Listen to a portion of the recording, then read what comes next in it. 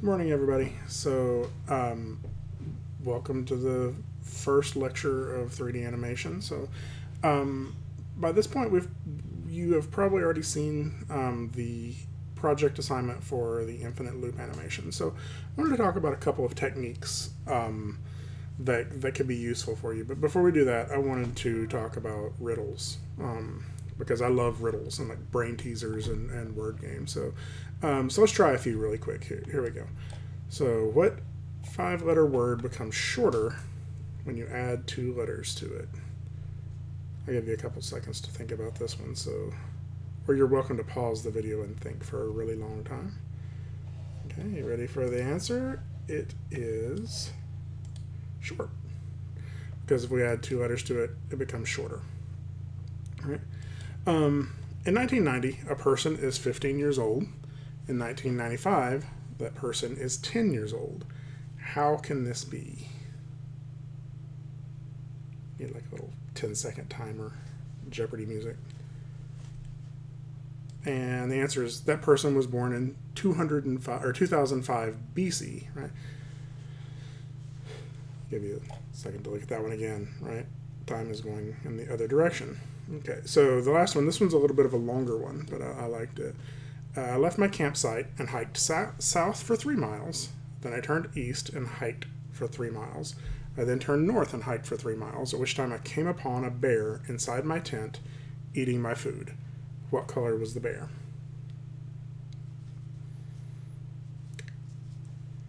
And this one sounds a little like a train leaves Detroit going 30 miles per hour, like that there's a gotcha in it somewhere. And there kind of is, because you have to think about direction, right? The bear's white because the only place that could happen is at the North Pole, right? Any other place, if you travel south, then east, then north, you end up in a different location. But at the North Pole, if you travel south, then east, then north, assuming you're using your compass to do this, right, you're going to end up back at the only place at the North Pole, right? And the only bears that are on the North Pole are white because they're polar bears. All right. So I'm bringing these up because I love what riddles do. Like they pose you with an idea, right? And then it assumes you're going to think about the problem in a specific way. If we were to step back to the very first one, right? A 5-letter word becomes shorter when you add 2 letters to it. This obviously assumes you're going to think about the length of the word because they're using the word shorter. It describes a word, right? The only way to solve these riddles is to think about the puzzle differently, right? To recognize that your first reaction to how to solve this may not be the best reaction to how to solve this. Riddles or puzzles, brain teasers, are things that you can get better at. You can practice these and realize that to solve them, you have to think about the situation from a different angle. You have to try to solve it by looking at the problem from another direction. So let's go ahead and stop this and hop into Maya. And actually, I'm going to pull way over here back to my origin point. I don't need that. What is that? So let's go to a front view so we can kind of look at this. So, for example, let's say I wanted to animate this ball traveling around this pipe. Right? You've been animating for a long time now. And I know your first reaction is to select this and start setting keyframes, right? I'm going to hit S, and I'm like, okay, well, I got to go around this pipe. So maybe I would go 10 frames in and set my keyframe there. I'm going to auto key this. Maybe go to frame 20 and set it there, right? And so you say, like, well, okay, we're getting close, so maybe I can do this and maybe this. But then you have to start, it's getting closer. Maybe we want to fix this. But then you have to start worrying about spacing, right? Is it moving too fast here? What if I wanted it to ease out here ease in and out at both ends of this, right? Like it's sort of rolling back and forth. Well, then I have to go change every one of these keyframes. Let's go back here, just delete these, and think instead, think a little bit differently, right? Look at this from a different perspective. Because our first knee-jerk reaction was to set those keyframes and brute force put it exactly where we wanted it. And oftentimes that is the solution to getting the animation that you want. But I think that a lot of times people think that's the only solution. Right? That's the only way I can solve this problem. Now I know a lot of you are probably afraid that I'm getting ready to tell you we're gonna script this using like a Mel script or Python or something, or I'm going to tell you no, we'll just simulate it. Right? But no, there's other options for all of this, right? Because if we think about this in terms of the ball, we're thinking, how do I get the ball to do all of these things, right? To be in each of these places. Was it Malcolm McLaren? There's the video I'm sure I've made almost all of you watch, the TED animation video, where he says animation is not the art of drawings that move, but the art of movements that are drawn, right? And so if we instead think about this in terms of the motion that needs to happen, the motion that needs to happen is a half circle arc, right? Now, there's several ways we could do this. Right? We could actually go in here and create a NURB circle, right? And scale this up, EJ. Right? Maybe scale this up to where it hits right in the center of that, and then I could attach this. Let's go to our animation window. In our where is this at? I've forgotten. Am I on the right one? Animation. So constrain motion paths, attach to motion path. And now this ball will in fact go around that circle. And so we could keep that. But I mean, I think this actually gives us another indicator of how we may more easily solve this problem, right? Because that's going to be hard. I have to, I guess, animate where this ball is on the motion path back and forth. I would have to go find the motion path, find my U value. I would break that, and then I could change this U value and set keyframes on it, right? So I could say, no, I want this to be on 0.5 or whatever. So that's one option. Let's undo all of that and just get back to the point to where we had a sphere with no motion. So you'll notice that what we need is this ball to travel in an arc. Right? And one of the things that naturally gets a perfect arc is rotation. Right? So our ball has this pivot point here, and if we were to rotate it here, that's not what we want. And that's nice if we want it to roll around there, right? But there's a really pretty simple solution to this. I could just grab the ball, hit Control G. Now the ball is in a group. Right? And because we started this at the pivot point or the origin point, our group's pivot point is right there in the center. So I could just animate my rotate Z, and I can animate this with just pretty much 2 keyframes back and forth. Right? I could delete this curve and animate this group. We'll start it at 0. Right? I'll just animate this group's rotate Z. Key selected. Maybe go to frame 30. I'll animate that to where I want it to be. So it's like 180. Key selected. And I just get now this animation back and forth. The cool thing about this is I could very easily just copy this frame, right? Paste that frame, and I get this looping animation. And then if I bring my graph editor into this, I can also change how this animation eases in and out at the top and the bottom. Right? I can grab my keyframes, set my tangents to, wait, no. I need to set them to weighted first. So they're not weighted right now, which means I can't pull on them, right? So I can select these, go to curves, weighted tangents, and since they're already set to weighted, I should just be able to hold down shift and pull this out and get just a little bit more hesitation at the top and bottom.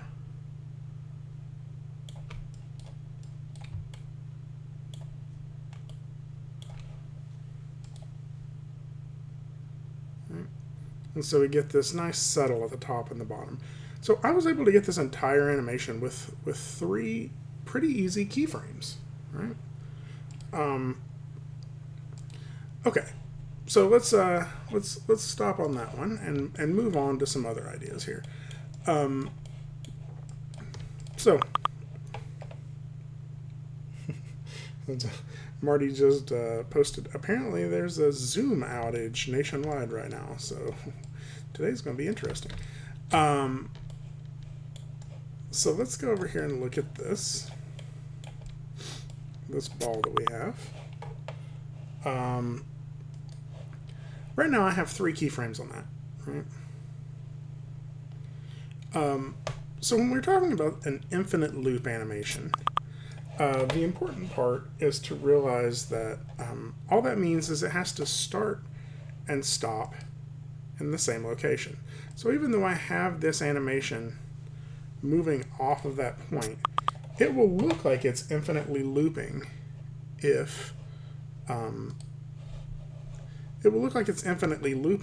we're only seeing if the loop point is at the beginning and the end, right? So if I were to change this to 30 frames, you'll see it looks like it's infinitely looping, right? Like it's going on forever. I could just render out those 30 frames and loop them. Now there is a problem with that though, and that is that frame 30 and frame 1 are the same, right? And that sounds okay, right? Like that is why it makes an infinite loop.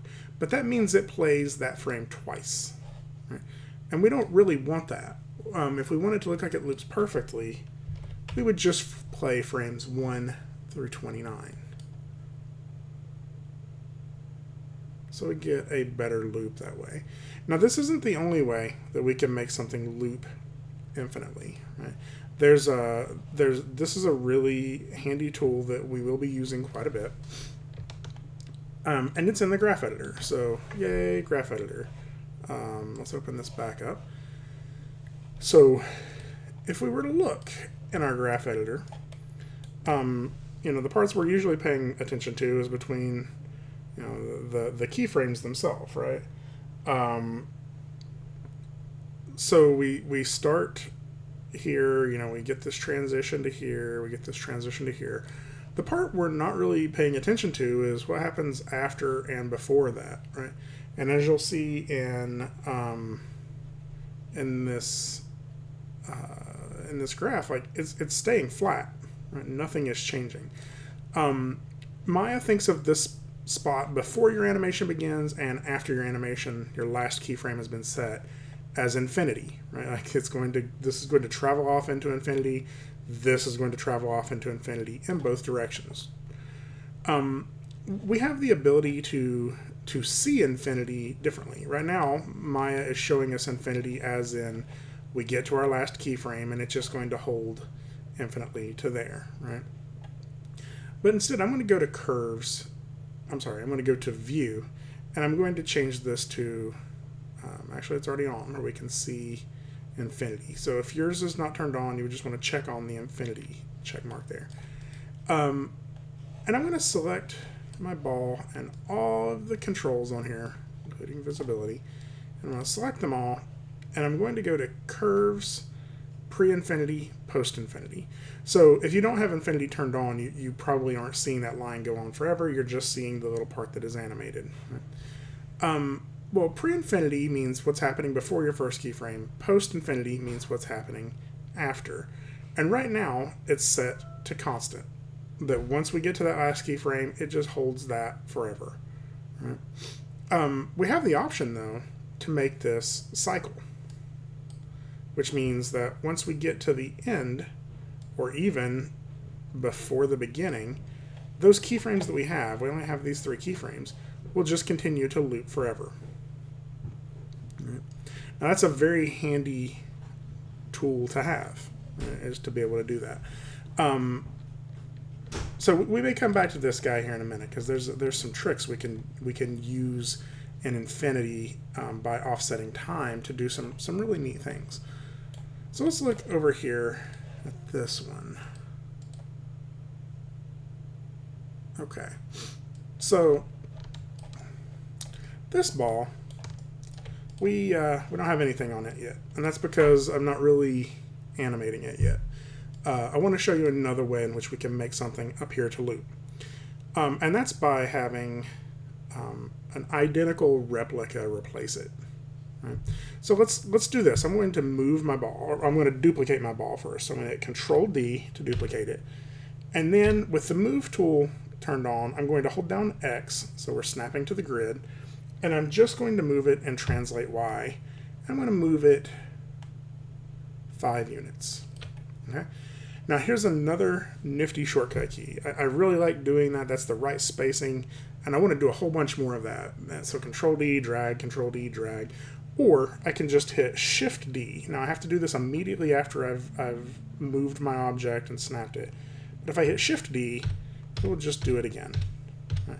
And so I can make a whole bunch of balls that just kind of go off into infinity. Now here's where this becomes really kind of powerful as a tool.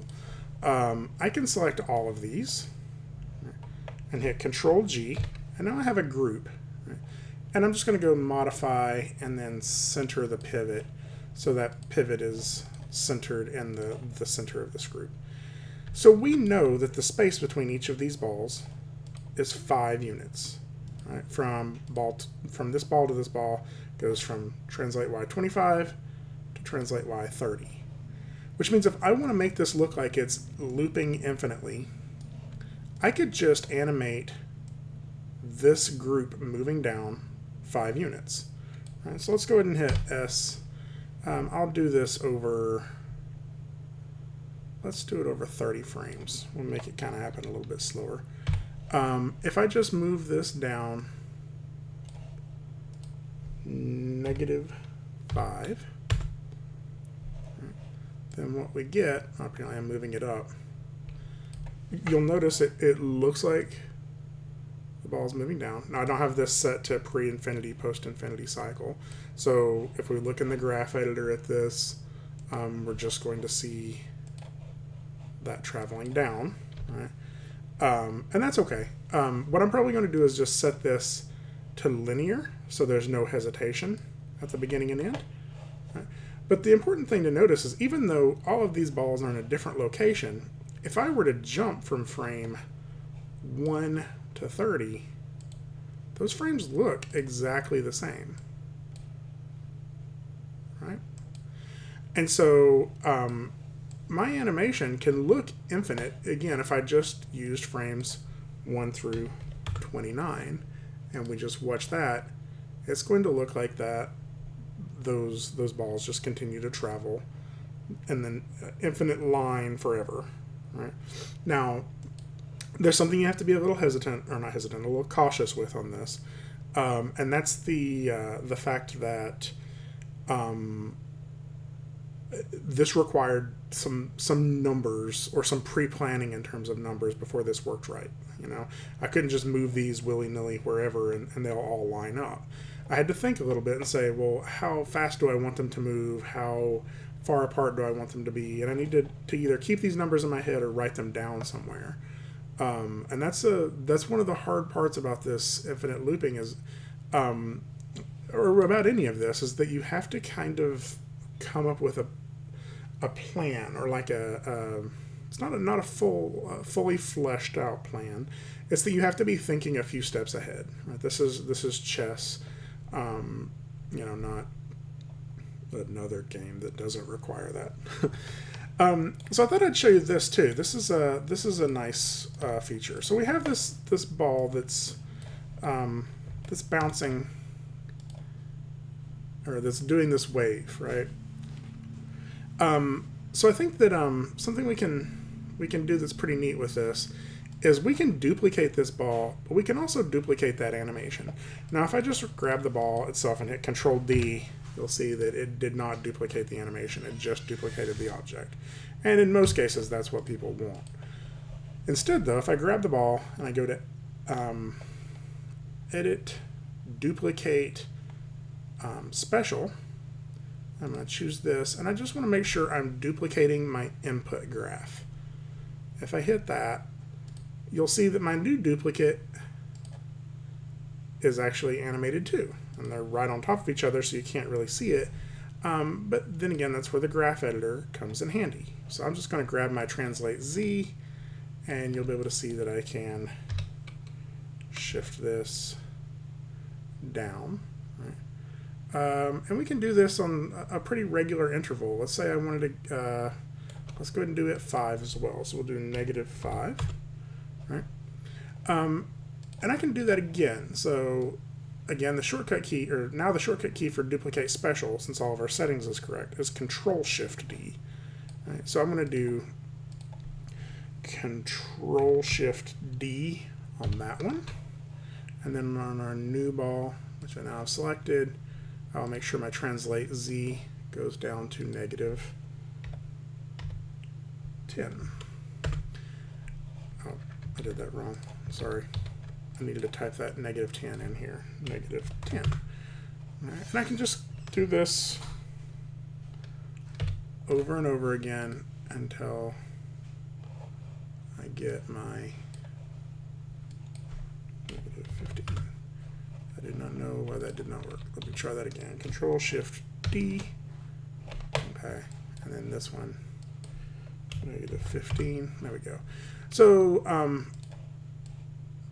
we could also do this a little bit more in bulk if we wanted to. Control-Shift-D on all of those. And then since we have them all selected, I could go down here to frame 1 and sort of hold Shift. I'm sorry, no. Hold X. These last 4. Hold X and maybe Shift X. We'll get them close here. So we got them all there. We may want to line that up a little bit more accurately on all of these now. So we would want to go in here. That number we're aiming for is -20. Actually, I want to type that in on all of them. -20. And then this one would be -25. So it takes a little bit of manual work here, and then we'll stop here at this one. -35. Now, this is now going to have all of these balls basically doing the same thing. They're just doing it a few frames apart, or a few units apart from each other. Now, why I'm showing you this is because we can start to leverage this in terms of time as well, right? Remember how let's see, we have 8 of these, right?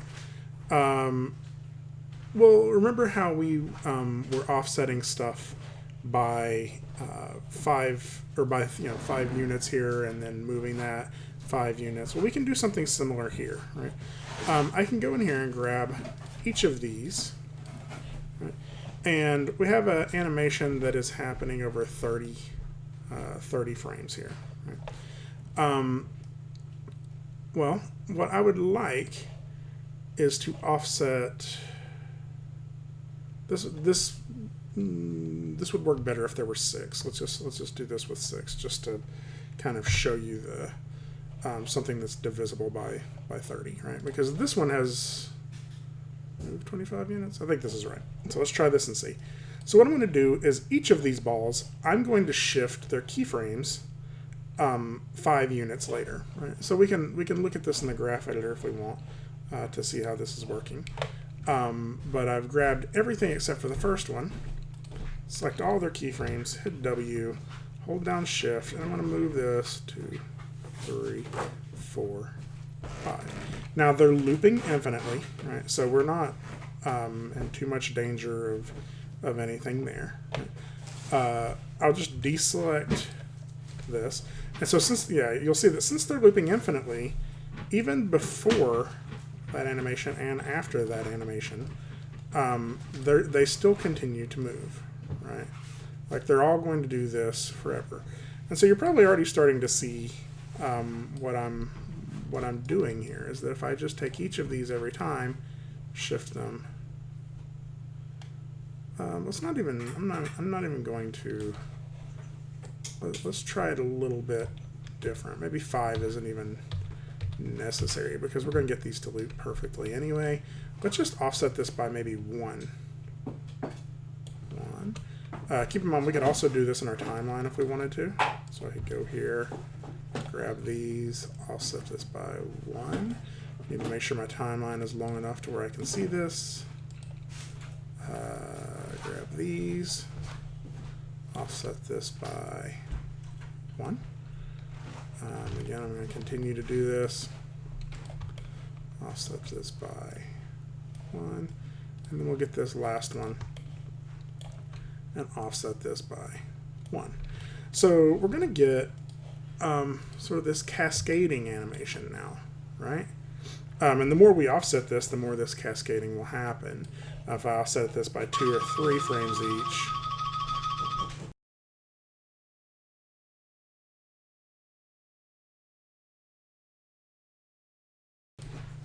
so if I offset this by 2 or 3 frames each, it would be a bigger wave, right? Or a tighter wave. So the cool part about this, though, is that we still animated this over 30 frames. Right? And so we're still going to have a perfect cycle between frame 1 and frame 30. Right? So even still, if I just animate frames 1, or render frames 1 through 29, I will have an infinite cycle of this doing this. Okay? Now let's look over here at this guy. This is one that I think is a neat example, because part of the important part of this is coincidence, right? What we're looking for is this feeling like it's landing perfectly every time, right? And that's cool. This looks kind of neat this way. But when we combine some of those other elements that we had earlier, such as like this motion, right? So instead what I'm going to do is my translate Z. Let me break this. Let me break my connection. And what I'm going to do is animate this moving, let's say 5 units from beginning to end of this. So it's like from 1 to 30, right? Let's maybe make it move more than that. So my translate Z, I'm going to key selected, and then on frame 30, I'm going to hold down X again, because X will allow me to snap to the grid. And I'm just going to go ahead and move that let's do like 20 units. That seems much more appropriate, right? So now all I have to do is duplicate this with transforms. So edit, duplicate special. Right? And then my second object of that, my translate Z, on this, I just need to move that back 20 units. Right? So this would be -20, and this would be 0. And what we're going to get now is something that looks even more unlikely, but interesting. I could set all of this to linear which means it's not going to hesitate once it gets to the bottom, or once it gets to the impact point. And if we are looking just at this unit, we would see this perfect loop. Now, of course, once we have a whole bunch of these going along through there, we will, you know, we're seeing that little freeze there because we need to do through frame 29. That makes more sense.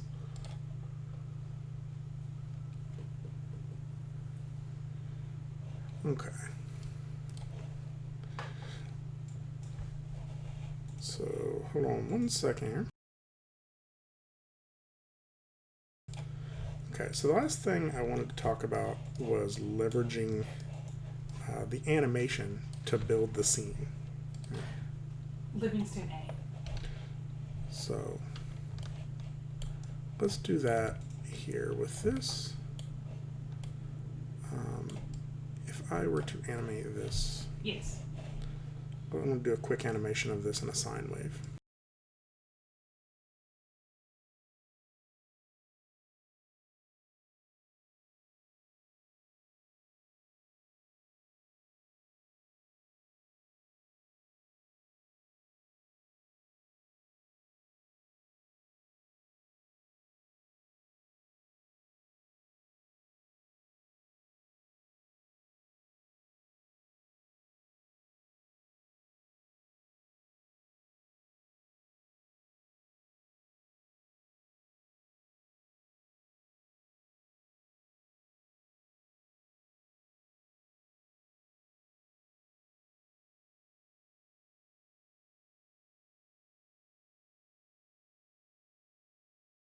So I have those copied and pasted, and if we were to just watch that animation, it's not super interesting, right?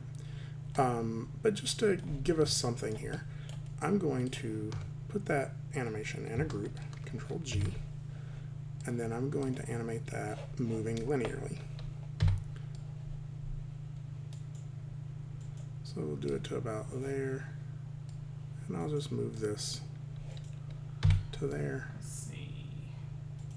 Maybe I can find one. So we get that. Now the reason I did that was What does it say? Like, if you could read me the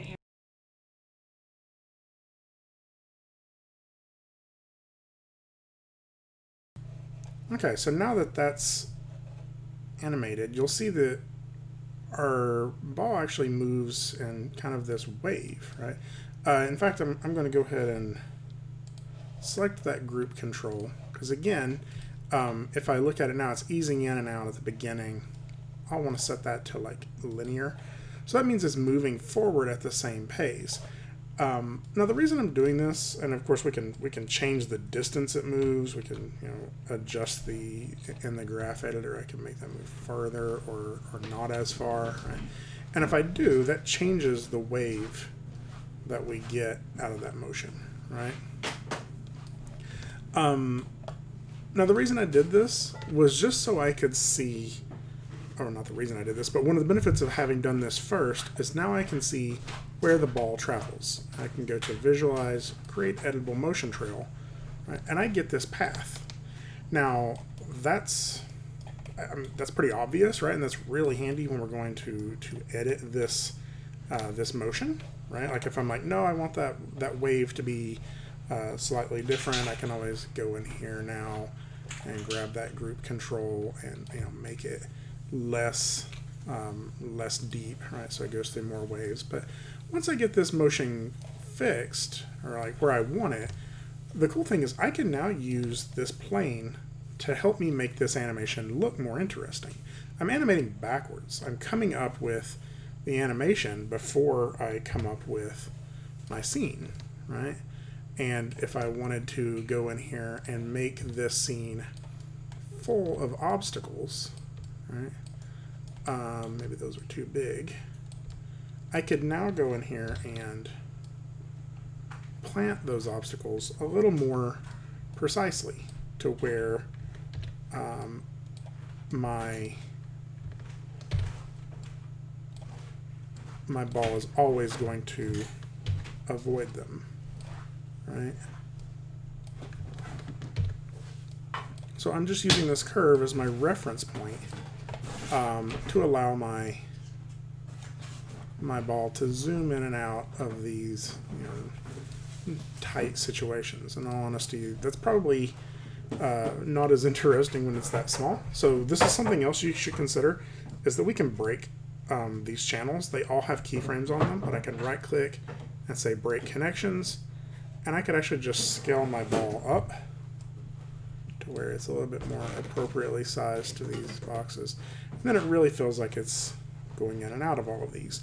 The other thing is I have keyframes on all of these, so something that's pretty handy is, since I haven't animated anything other than my translate X on this ball, right? The forward motion is on the group. I can actually take that translate Z motion out of there, or keyframe out of there. I could say break connection, and then if I duplicate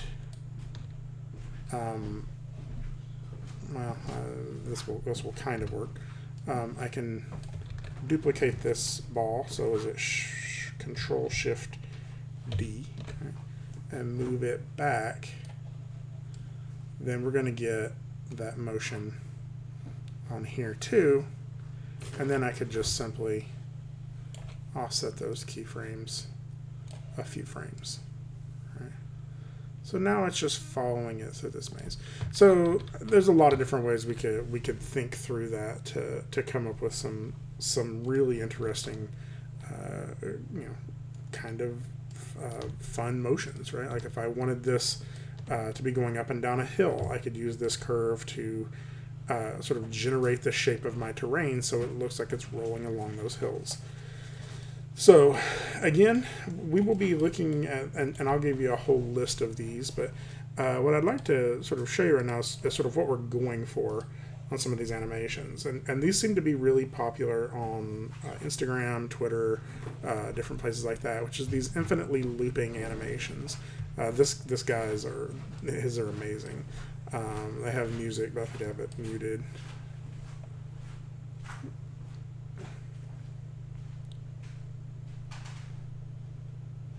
So, I don't know how to mute something on Instagram. So, again, you can see the mechanics of what's happening here just based off of what we had earlier. This is probably on the inside of a cylinder form, and he just has to find a good looping point. Maybe it's right here, to where the ball is going to end up there again. There. Right, so we can see that loop point. So he has some great examples in here that get kind of complicated looking, but again, you can see where the loop point is if you're looking for it. This one's easy. The loop point is probably when nothing else is on screen, right? So I'll be sharing a bunch of these with you all in the assignment write-up. And you can see everybody has sort of their own flavor about the design of these.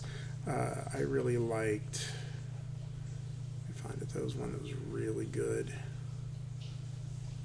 by this guy. Well, this one's kind of strange and interesting to look at.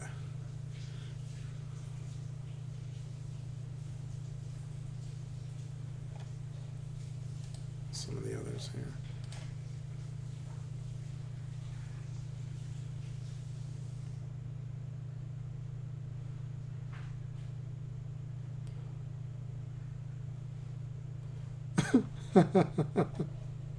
I didn't see that one coming.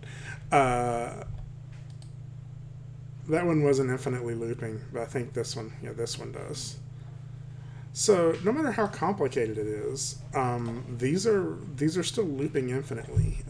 This guy got a contract, not a contract, but had a project with Dunkin' or Krispy Kreme to make these infinitely looping Instagram videos. And this is, partially simulation, but I think if you look closely, you can almost see where the simulation loops. Right? And I'm not really sure that's a real simulation. It's almost like he's pretending like that's a simulation. So all of these are problems to be solved. Right? This one's fun. So So it continues to do that, I think, 4 times. And then, so I'll be sharing all these links with you. But the thing to realize is all of these are problems, right? And what you are going to need to do is come up with the problem before you come up with the solution. And to come up with the solution, you have to think about it from a different perspective, right? This again is a skill that you can grow. This is a skill, something that you can exercise, right? So let me know if you have any questions, and I will talk to you soon. Thanks.